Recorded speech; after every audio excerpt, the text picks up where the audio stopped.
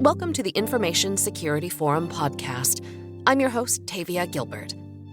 Do I not want to brush my teeth? Do I not want to get a cavity taken care of? So, for instance, that cavity could suddenly become a root canal problem. Well, it's the same thing with cybersecurity. You can let it go, but you are putting your business in jeopardy. That was Adam Levin, author of Swiped, How to Protect Yourself in a World Full of Scammers, Phishers, and Identity Thieves. In this episode of the ISF podcast, we bring you the third and final conversation, focusing on the maturity, collaborative culture, preparation, and responsiveness required for true cyber resilience. Certainly at the ISF, we've recently produced some guidance for our members on running breach simulation. And I think you're right. I'm not going to sit here and pretend that all of our members are in perfect shape. But I think it is interesting that even though organizations will sit there and say, yes, it's important, when you get into some of the details that we've just been talking about, some of the implications, some of the resource requirements, not only are they just frightening, but they come second or third or fourth, perhaps, to the way in which the organization is then going to go about doing its daily business. And for me, this is one of the biggest challenges that we have to overcome. It's about how do we embed this cyber focus into day-to-day business. So it becomes like brushing your teeth. You get up in the morning, you brush your teeth, you don't think about it. How do we get cyber so integrated into the DNA of an organization and indeed into the consumer that these things become almost natural? Education, education, education. And the fear factor. I'm a great believer that scaring is caring. And this is one of the things where every business has to say, okay, if I have a breach, I'm going to have very angry customers. I could lose my customers. I'm going to have very angry regulators, and I'm going to have very hungry class action lawsuit attorneys all knocking at my door. And my business could come to a screeching halt. It is, at the very least, when everything goes right when you're dealing with a breach, it is a disruptive event at an organization. So you have to say to yourself, just like, do I not want to brush my teeth? Do I not want to get a cavity taken care of? So, for instance, that cavity could suddenly become a root canal problem as opposed to just filling a cavity. Well, it's the same thing with cybersecurity. You can let it go, not worry about it, hope you're going to avoid it, or say, well, I've done, some things. But if you're not doing them all the time, you are putting your business in jeopardy. You are putting yourself as a member of the C-suite or the board possibly in the crosshairs of a shareholder derivative lawsuit or a variety of other things. Plus the fact that one would assume if you're in business, you'd also like to have happy customers that feel like you care about them. So we have to, as a country, develop a culture of privacy and security that we haven't really done, that we're really going to have to do. And frankly, the government has been a miserable role model. Not to mention the fact that, it's great to get tax cuts and all this other stuff, but what about tax credits for organizations that actually implement security, cybersecurity in particular? Just like when it comes to the whole concept of like a credit freeze. So the bureaus were very freaked out about the possibility of having to give free credit freezes. And for years they fought it with the Congress, and this was part of a bank deal where they finally got the free credit freezes.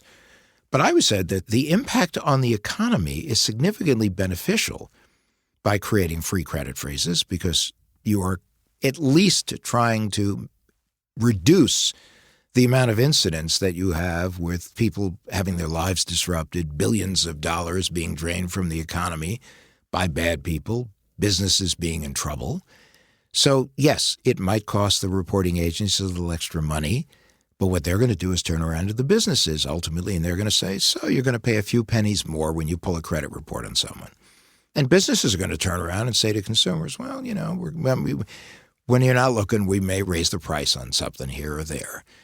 But when you see it as it trickles through an entire economy, it's a net plus because of the billions of dollars and the hundreds, if not thousands of hours spent by individuals dealing with this problem. And that creates less productivity. That creates more emotional tumult. That creates all sorts of dislocations for businesses and employees and families that, again, sometimes you look for where can I get a positive when I'm actually putting a requirement on somebody to do something that some might feel is economically burdensome. Now, in Europe, they're getting the message with the EU because you're talking about 4% of your global revenue or 20 million euro, whichever is greater.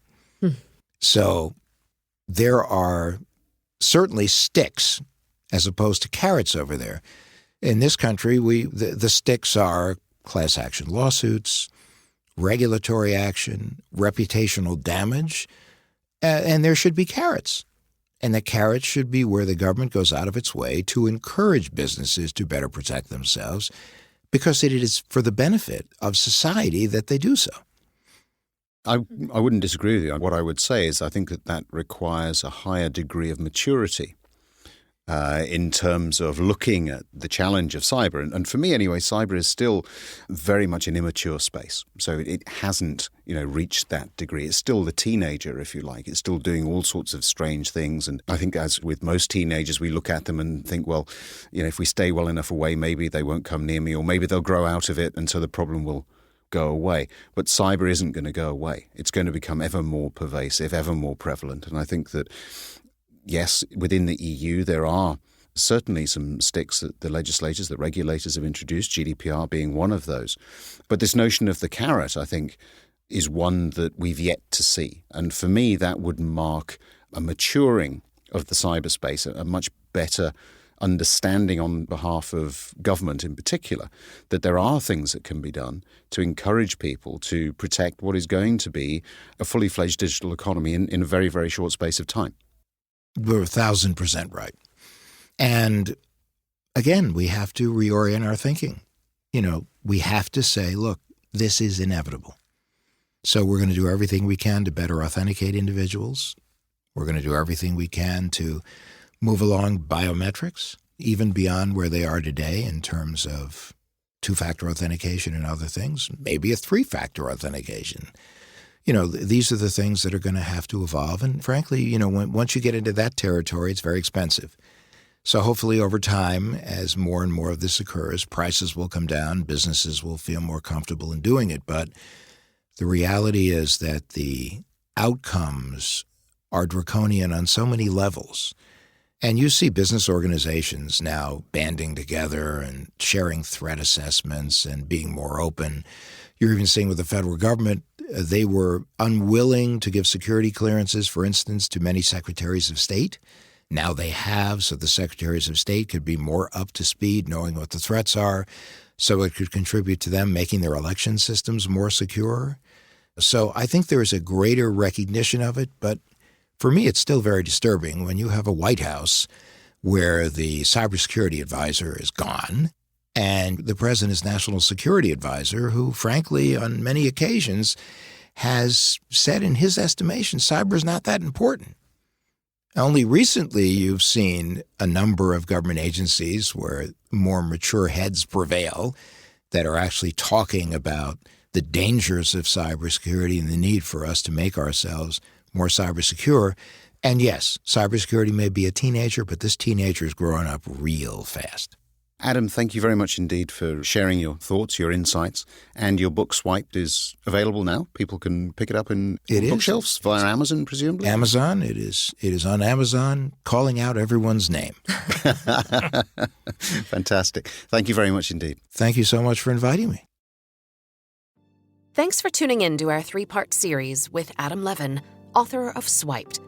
If you missed episodes 1 and 2, be sure to visit the ISF Media page to catch up. And come back soon for another valuable conversation with Steve and an expert guest. In the meantime, for more resources for CISOs and anyone looking to enhance the security of their business, please visit securityforum.org. And we'd like to hear from you. If there's a topic you'd like us to cover or someone you'd like to hear interviewed, get in touch through our website or tweet us at Security Forum. Thank you for listening. We'll see you next time.